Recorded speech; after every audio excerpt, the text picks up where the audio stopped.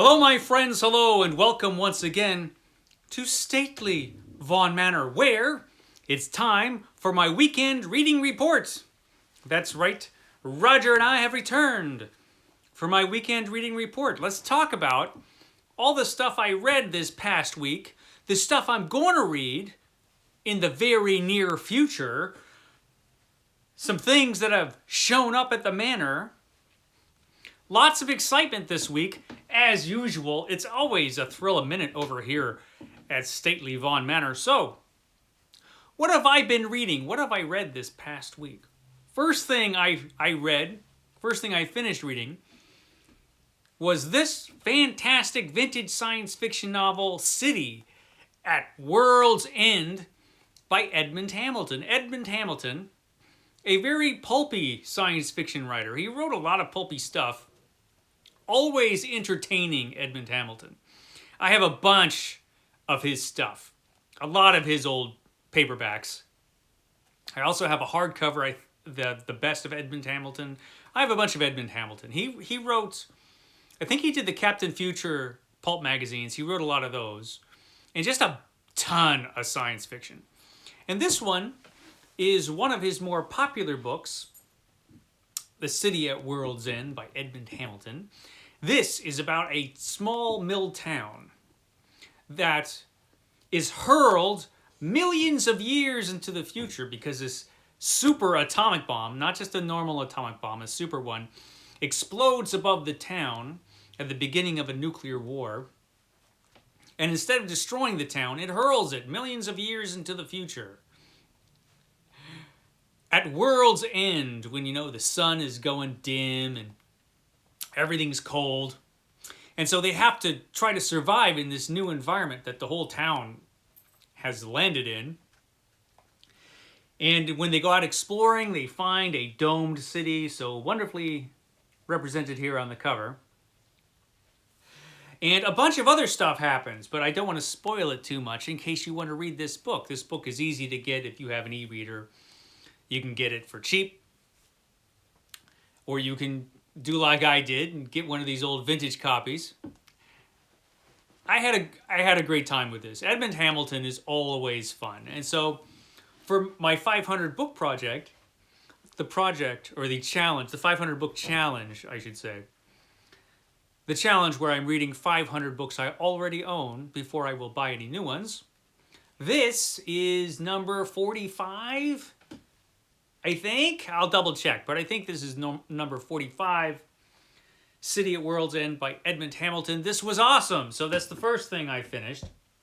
Then, for Horror Mayhem, we're in May, we're in the middle of Horror Mayhem, or towards the end of Horror Mayhem now, I guess. We have as of this filming, we have 11 days left in the month. When this goes out, we'll have 10 days left in the month. And for Horror Mayhem, I read this book. This is Brian Lumley's Fruiting Bodies and Other Fungi, which is pretty much the greatest horror collection title ever. Brian Lumley, best known for his Necroscope series of books. I read the first 3 of those, and I really enjoyed them. I'm going to read the rest. I have them all. But I decided for Horror Mayhem, which is an event dedicated to reading shorter horror fiction, that I would read a collection of his short stories. This was not the collection I was going to read. I have a couple collections. But then I saw this and I'm like, that title, I gotta read this one. So I read this one, and it's got a great cover with this creepy skull and stuff coming out of it. It's awesome. Brian Lumley, his books always have the awesome skull covers. So I read this one, and this is really, really good, actually. Brian Lumley, he's a very pulpy writer. He was influenced by Lovecraft and Robert E. Howard and all those guys in the pulps. And that shines through in all of the stuff that he writes, particularly in this set of stories. These stories are very much in the weird tales tradition. So very pulpy stories, very direct, not too subtle, but really, really good. Very entertaining horror stories. Fruiting Bodies and Other Fungi. I don't think there was a bad story in this bunch. They were all They were all fun. This was a fun collection. Really had a great time with this one. I highly recommend it if you like pulp horror. This would be right up your alley, probably. So it was fun. It was fun to read something different from Lumley besides Necroscope. Although there were some characters in here that could have walked right out of that Necroscope series. Creepy stuff in here. Excellent. Excellent stuff. So this was book number 46 for the challenge. You know, as soon as I get to 50, I'm going to do a video about the past 50 books I did for the challenge. I figure every 50 books I'll make a special retrospective video. You know, might as well, since I'm going to be doing this challenge forever. But this was a fun one. I had a great time with this. So right now, I just started a very short book. This morning I started it. This is The Maneater by Edgar Rice Burroughs. So Edgar Rice Burroughs, I'm doing the Edgar Rice Burroughs deep dive, where I'm just reading all of Edgar Rice Burroughs' books in the order more or less of composition. There are, because of some of the publications in magazines and in books, it gets a little confusing as far as when he actually composed this stuff. But I'm doing it more or less in the order that he wrote them. And so The Maneater was next on my list. This is a short little book that is not part of any of his series. It's not part of Tarzan or John Carter or any of that stuff. It's just an independent little adventure novel. So far, I'm not quite halfway through it. So far, it's good. It's good. It does have a heavy dose of period racism in it. And this book has, you know, for so many books nowadays, because of political reasons, they're all being censored, you know. But they all could just have what this has, which is a disclaimer. This has a disclaimer in this book. This book is a product of its time, and it does not necessarily reflect the same views on race, gender, sexuality, ethnicity, and interpersonal relations as it would if it was written today. So it has that disclaimer. Pretty much every book I read on this channel probably should have that disclaimer, since I'm always reading old stuff. But, you know, that's all books need. You know, if you have sensitive readers, you know, hey, warning, this book is 100 years old. So it does have those attitudes. So this one, more than some of his other books that I've read, has some of that going on. Some of that unfortunate period racism. Again, you have a story that's taking place in Africa.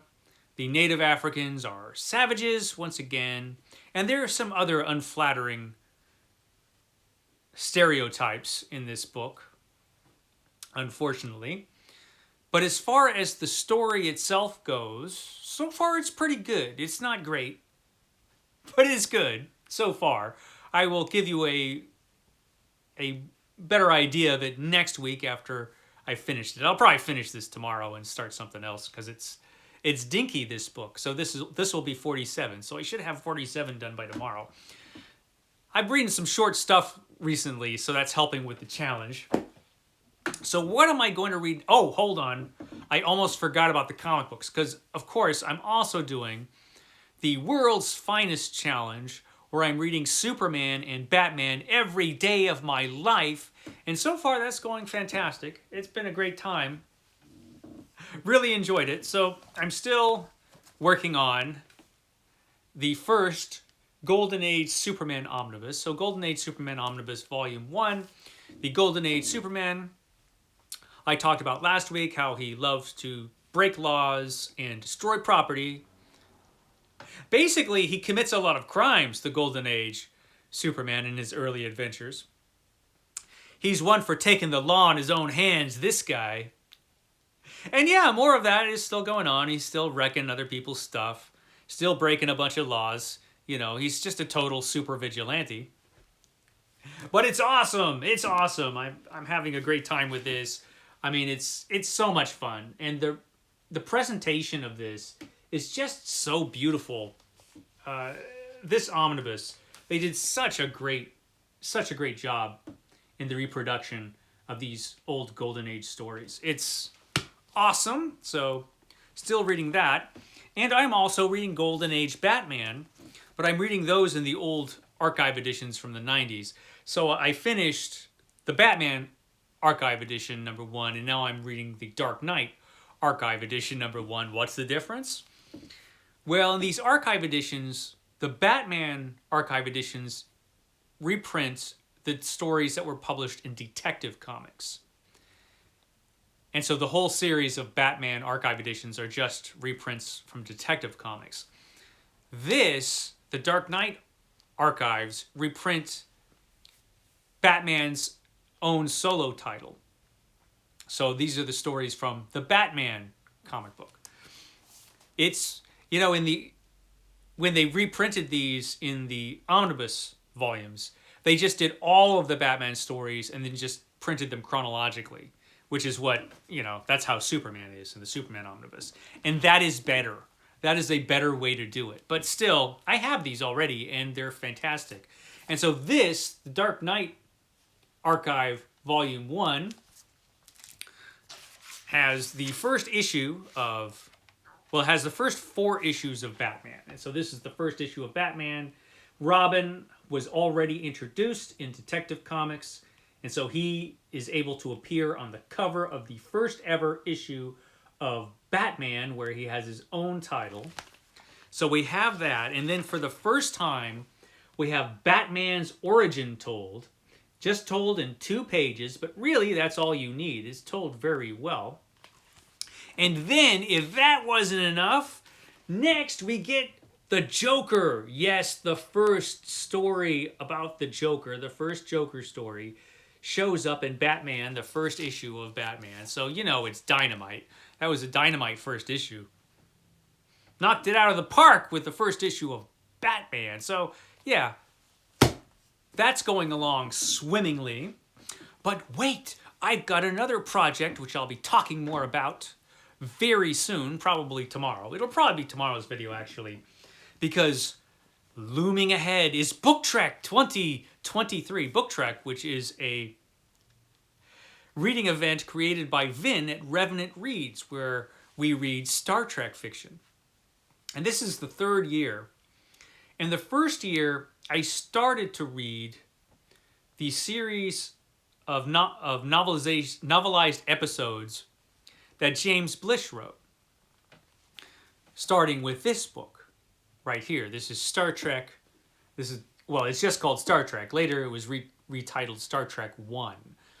So James Blish, science fiction writer James Blish, did a whole series of these books, which were novelized episodes. Basically, he takes like 6 or 7 episodes of Star Trek, and he'll put them in these books, starting with this one.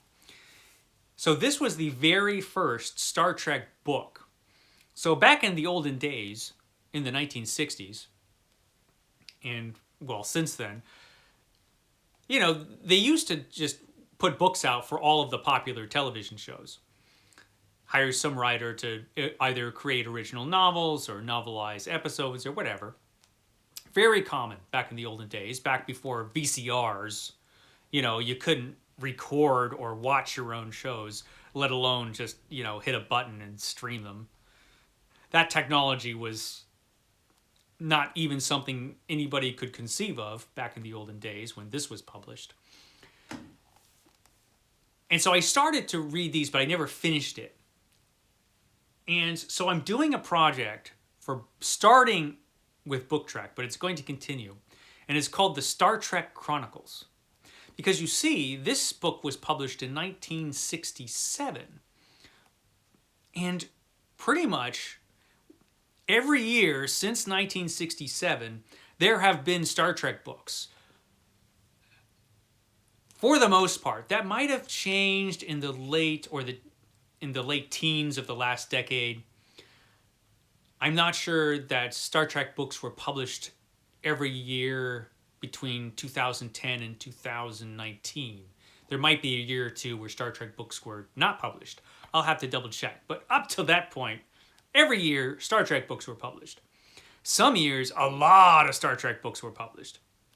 Now, confession, I have a lot of Star Trek. I like a lot of of Star Trek books. I got a bunch of Star Trek books when Book Trek first started. And after Book Trek finished the first year, I ordered some like big eBay lots of Star Trek books to prepare for future Book Treks. Even though last year I barely did anything for Book Trek. But I got a lot of Star Trek books. And then Steve Donahue, the ever generous Steve Donahue, recently beamed a bunch of Star Trek books my way, a bunch of Star Trek ebooks. So I got like a mess of them. I haven't even done, I never did book hauls, actually. I never did videos of all the Star Trek books I got. But I got a lot of them. So I'm starting this project for Book Trek called the Star Trek Chronicles, where we go through year by year what Star Trek books were published. Like, so 1967 was this, then 1968 came, and there were 2 Star Trek books published. And I'll be doing a video probably tomorrow talking all about that. But long story short, I'll probably be reading this next because I'm like, you know what? I got to read all of this stuff. All the Star Trek books that I own, I'm going to read. And I'll read them in order that they were published. I don't have all the Star Trek books. I think there were like 800 Star Trek books or more than that. There's a lot. I don't have that many. But what I do have, I'll read in order of publication. Starting with some of the old-timey stuff from the 1970s. I think I've got every Star Trek book, or at least every Star Trek fiction book from the 70s. And the early 80s, probably. Starting with this one. So I'm going to read all the Blish stuff, starting with this. And a good thing about Star Trek books is that they tend to be really short, really quick reads. So I'll be able to knock this one out really quick. So I'll have another book down for my 500 book challenge.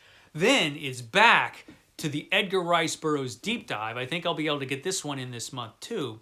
With this book, this is The Lost Continent by Edgar Rice Burroughs, originally titled Beyond 30. It's another novel that isn't part of a regular series.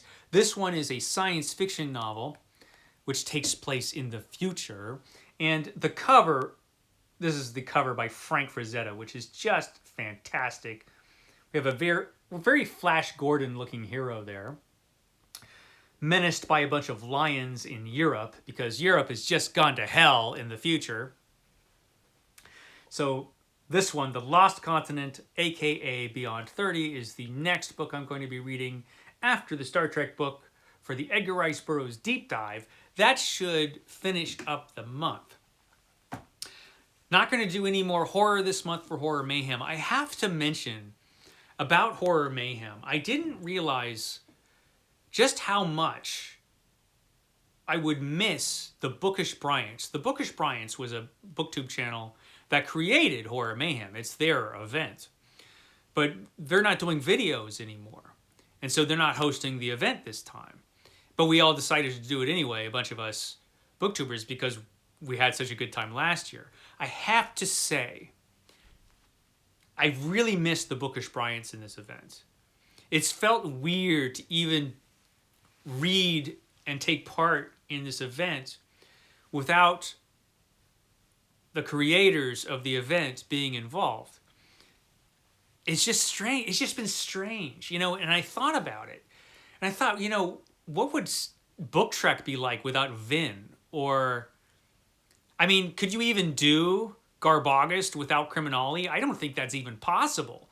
And so it's interesting how much booktube events, how much they kind of depend on the creator of the event in a way. For me, at least. This is just, Horror Mayhem has just been a little off. The stuff I've read has been great, but the event itself feels like, man, it's really missed the Bookish Bryants. That's just my personal feeling. But that's it for this month. And then next month, June on the Range. June on the Range. Starting off with the Lone Star Ranger. Yeah. Oh, and I got some stuff. Last couple minutes, I did get some comics. So, because I'm reading Batman and Superman now, I needed to get some more Batman. Don't want to run out of Batman. And, of course, I'm always happy to get your recommendations for Batman, and everybody's been pretty much recommending this. This is Batman Hush, which was a series of comic books. When did this come out? Was it the early 2000s? I'll have to check. I don't even know. But everybody's telling me, oh, you're reading Batman, you need to read Hush. This one and The Long Halloween are both getting a lot of recommendations. I did read some of The Long Halloween when it came out, because I was reading the issues as they came out. I don't remember if I read the whole thing. I need to revisit that story as well. But I picked this one up. Comics don't count for the 500 book challenge, by the way. I picked this one up because everybody's telling me I need to read it. And the artwork, at least, is fantastic. I mean, it's just great artwork from Jim Lee. It's really good stuff. This guy, man, yeah, he could draw Batman. This guy. It looks really cool. So yeah, I've got this. Then I got this. This is Showcase Presents Batman Volume 1, which has stories from 1964 and 1965, all in black and white, because this was DC's cheapy line of books. They're cheap reprints that DC did for a while. Eventually, the Silver Age omnibus volumes will publish this stuff, but it probably will be a while before they get to it. And I'll probably want to read it before that. I don't have to wait like 3 or 4 years or however long it's going to take to get to these stories from the 60s. So I got that. Also, every week I get some Epic collections. And this week I got Wolverine Volume 3. This has stories from 1990 to 1991. This is Blood and Claws. So I got this Wolverine Epic collection. That looks pretty cool.